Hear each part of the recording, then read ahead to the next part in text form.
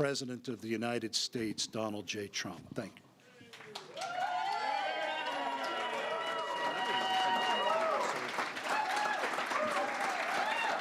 Wow. That was such a nice introduction, Mr. Secretary. Thank you. And by the way, just so you understand, he's doing a great job. Please sit down. After that introduction, I would have to say that even if he wasn't doing a great job, right? But he's a fantastic person who has committed like I've never seen. And you know, he came out of defense, and they weren't happy about it. That's always a good sign. You know, when they're not happy, when they are happy, you know you picked the wrong person. But they were not. They're still not happy about it. Thank you very much. Where are you? Here you are. Thank you very much. Beautiful. And thank you, everybody, for being here. This is a tremendously important group of people to me. America's veterans, these are special people. Today, I'm thrilled to welcome you all to the White House Conference on supporting veterans' military families.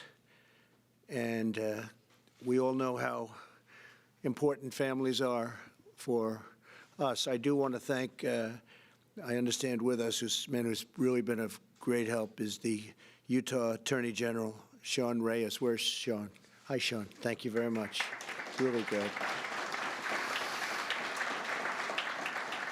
Earlier this week, our nation celebrated Veterans Day, and we also marked the 100th anniversary of the armistice that ended World War I. It's a beautiful, beautiful and important day. On Sunday, I had the immense privilege of visiting Suresnes Cemetery in France to pay tribute to the brave Americans who laid down their lives for our nation 1 century ago, 100 years. We will never forget what these heroes did to win, and when they did, the war and to secure peace. To everyone here today who has served our country in uniform, and to every veteran and military family across our land, I want to express the eternal gratitude and thanks of our entire nation. Delivering for our great veterans requires strong partnerships at all levels of government. That is why we are so grateful to you, the state, very important, and local community leaders. It all doesn't work without you. It doesn't work without you.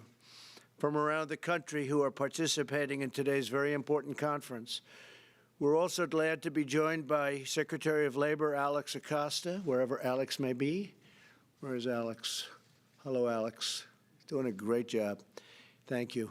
Thank you very much. Who is leading up our efforts to ensure veterans and military families can find great jobs and rewarding careers. And one of the best things we have going is you have maybe the greatest economy we've had in many, many years. Thank you, Alex. Thought I saw you back there. Now you're where you belong, right next to each other, right? So I want to thank all of the people that are making this economy go. We have so many people working so hard, but it's booming. And veteran unemployment has reached its lowest level in nearly 21 years. And it's going to be better. It's going to even be better.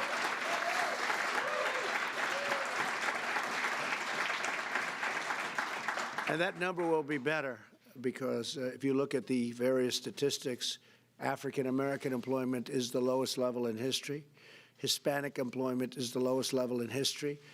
Asian employment is the lowest level in history. Women, 65 years.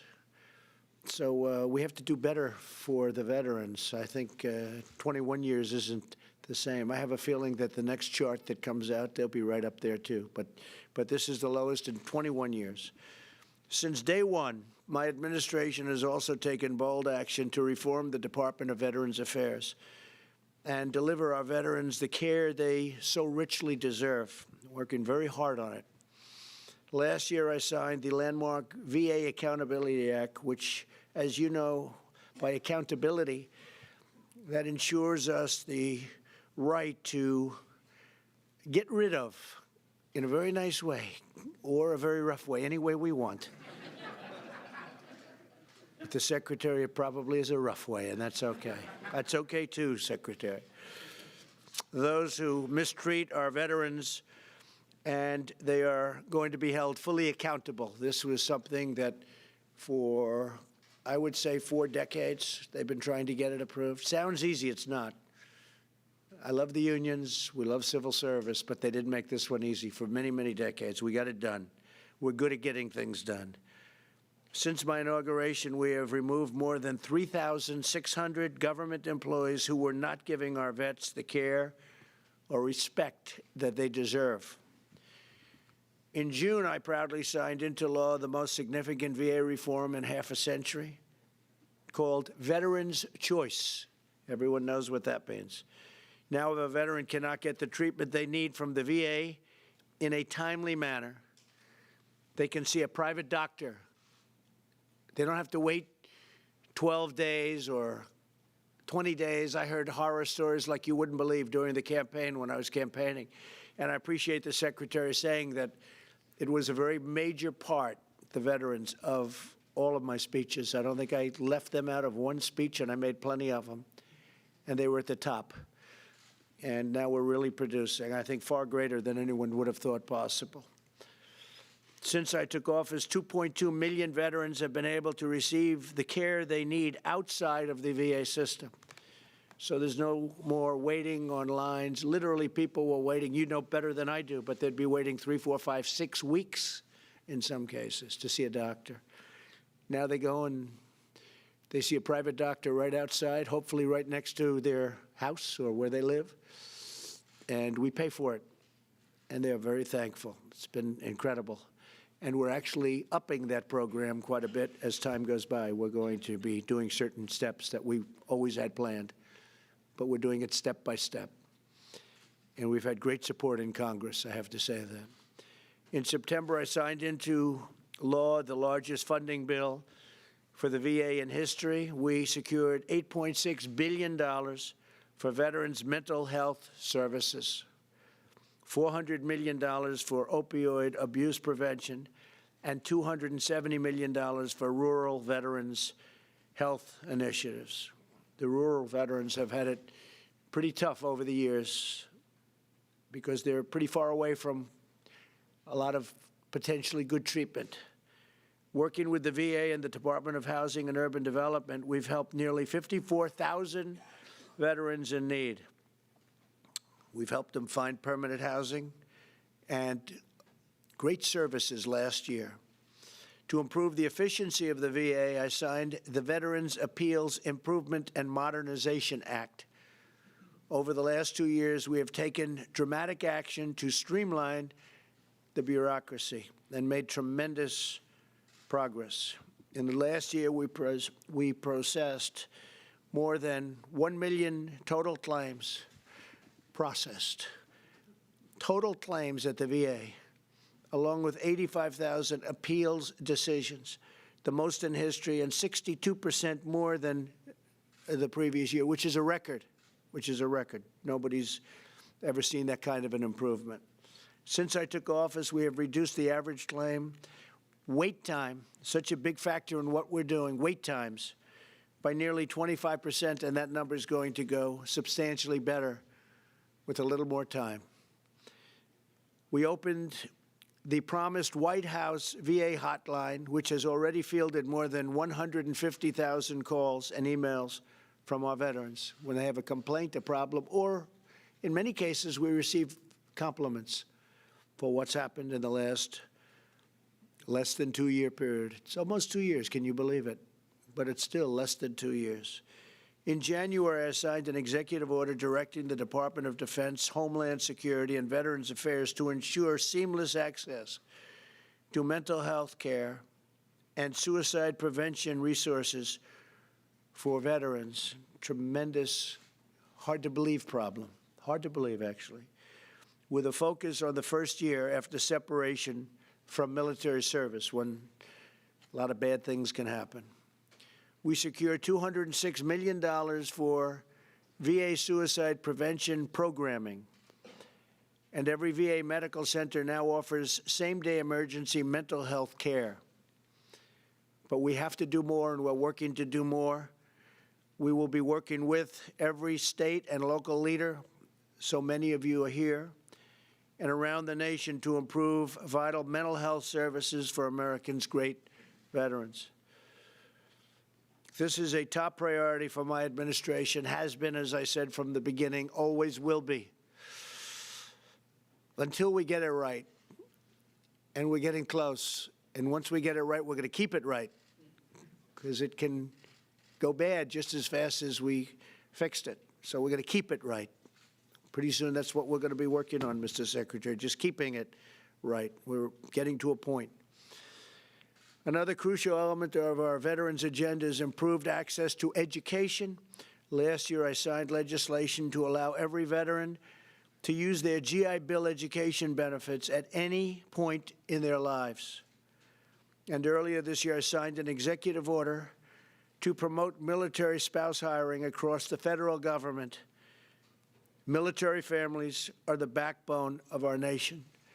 So in addition to everything else, as you see, I did the promotion of military spouse hiring across the federal government. Fact is, I've done a lot. I could, goodbye, everybody. Goodbye, everybody. That's a lot. That is a lot. That's more than anybody's ever even thought about, and I'm proud of it. And we're not finished yet. That's why I figured I did so much I could leave now. But we're not finished. We never will be finished. To support our heroes in uniform, we have secured a record $716 billion in military funding this year. And last year, we increased it by hundreds of billions of dollars to $700 billion. America's military might is the best way to prevent war. The stronger we are, the less chance we have of having to go to war. It's now a new force, a great force. We have the finest equipment, the finest planes, the finest missiles and rockets, ships. Some are being built. Just gave out a tremendous order for brand new F-35s, fighter jets. They're stealth. You can't see them. Other than that, they're easy to beat. I said to one of the pilots, I said, how good are these? They said, well, sir, the problem is you can't see them when you fight them. I said, that sounds like it's a big advantage. They said, it's an awfully big advantage. It's incredible equipment. Everything we make the best equipment in the world. You should know that. I mean, we make equipment like nobody else even comes close. Our technology is far superior to anybody else.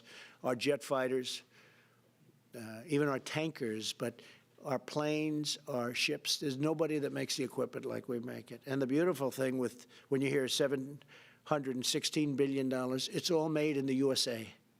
Every ounce of it, right?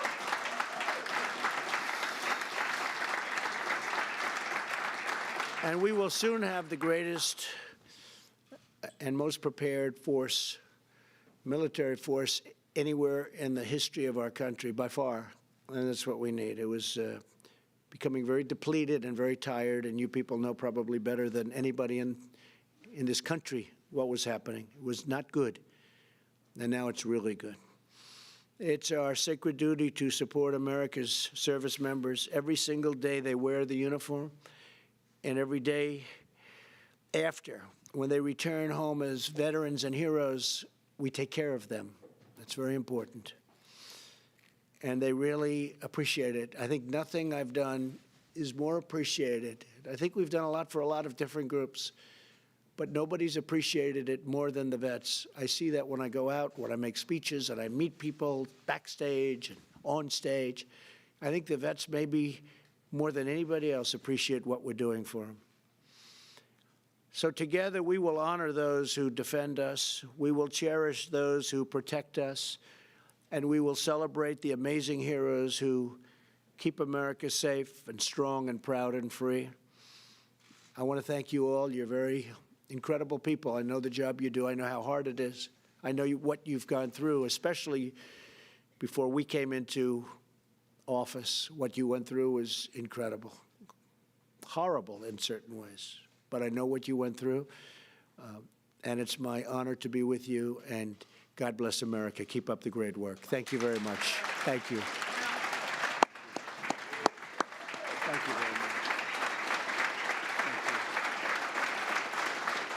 Okay.